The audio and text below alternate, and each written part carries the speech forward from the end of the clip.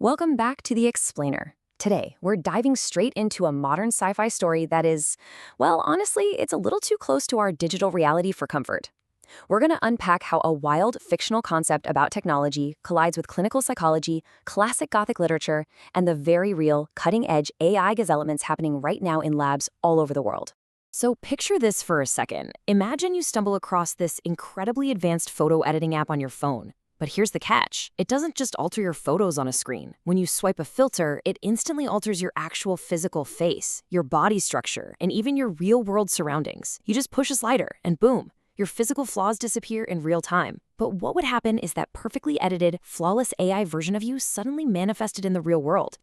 Well, that is the exact premise of a brilliant modern tech story by Dojo Digital called The Perfect Replica.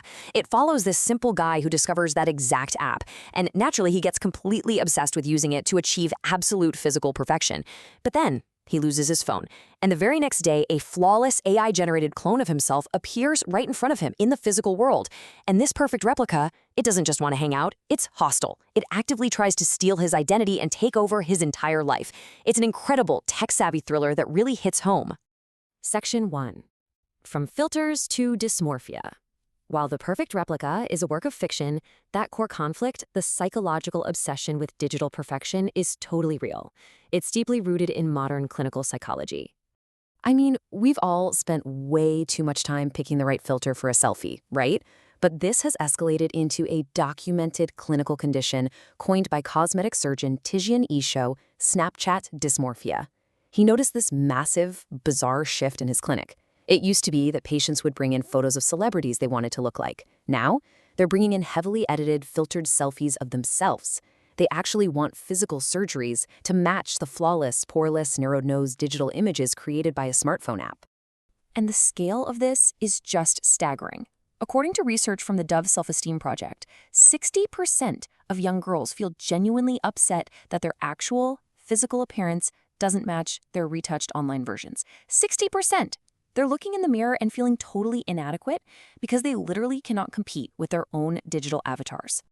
The science behind this anxiety is perfectly captured in a fascinating study published in Computers and Human Behavior by researchers at Homyana.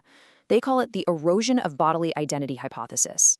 Basically, they found a direct relationship between how much you use social media and how you represent yourself in your own mind. Prolonged exposure to those idealized, homogenized filters fundamentally blurs the boundary between the self and others. The researchers actually pinpointed a very specific neurological disruption here. When you constantly alter your image over time, it messes with how your brain integrates your internal feelings, a process called interoception, with your external bodily reality. So social media isn't just making people want to look different, it's literally causing a disconnect from the physical body. You start to lose the sense of your body as being uniquely yours. Section 2. The doppelganger in literature. Now let's take a step back, because this fear of a perfect replica, a duplicate self that threatens to steal your identity, that's not actually a new smartphone-era anxiety. It's a deep-rooted historical trope humans have wrestled with for centuries. We can actually track this anxiety building through history, especially in the Gothic literary tradition. We see the evolution of the doublegoer, or doppelganger, starting way back with the Prussian author E.T.A. Hoffmann in 1821. Then Edgar Allan Poe picked it up in 1839 with William Wilson, where a guy is tormented by a double who looks exactly like him. And of course, there's Robert Louis Stevenson's 1886 classic, Dr. Jekyll and Mr. Hyde. These classic narratives use the doppelganger in some very specific ways. The double is always both a duplicate and an opposite, forcing the protagonist to confront their divided self. And this always causes extreme existential anxiety, just like the main character in our modern sci-fi story. Crucially, in the Gothic tradition, these counterparts are inseparable. Usually, if you try to kill the doppelganger, you end up killing a part of yourself. You just can't easily separate the perfection or the evil from the host. Section 3. Pre-mortem AI clones. This brings us to the most thrilling and honestly alarming part of this explainer. Today, that Gothic double is no longer just a literary device. It's not just a filtered selfie either. Cutting-edge tech has made something called the pre-mortem AI clone a very tangible reality. An ethics paper published on Archives strictly outlines the difference between your standard digital assistants, like Siri or Alexa, and these new generative AI models. Pre-mortem AI clones are a whole different ballgame.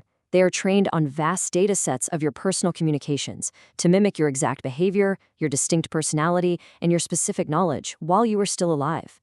They're quite literally designed to act as your externalized digital doppelganger. And the researchers highlight a truly chilling dilemma.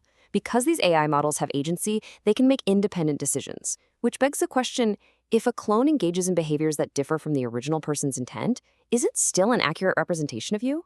Like, what actually happens when your digital twin starts making choices that you wouldn't make? So, what are the ethical risks here? Well, for one, profound identity fragmentation. Imagine struggling to reconcile your own actions with the things your AI is doing. Then there's the psychological confusion placed on your friends and family, who suddenly have to interact with two versions of you. Add in some massive gaps in data privacy, and perhaps most terrifyingly, the commercial monetization of your persona. Think about it. Some corporation might actually own the rights to the perfect version of you. Section 4. From imagination to reality. Bringing our analysis full circle to the perfect replica, we can see that this fiction is acting as a startlingly accurate mirror for our current digital trajectory. We are living in a moment where the visual obsession of Snapchat dysmorphia is crashing head-on into the autonomous technology of generative AI clones. The boundaries of bodily identity are blurring fast. The sci-fi nightmare of losing yourself to a perfect replica, one that looks better, acts smarter, and is owned by a tech company, is a completely valid modern concern right now. The digital projection is literally threatening to outgrow the human source. Which leaves us with this final thought. As you carefully curate your digital life today, choosing the best angles, applying the right filters, feeding your personal data into algorithms, consider what you're actually doing. Are you just editing a fun image for your friends, or are you slowly building a perfect replica that might eventually take on a life of its own? Thanks for tuning into this explainer, and I'll leave you to think on that.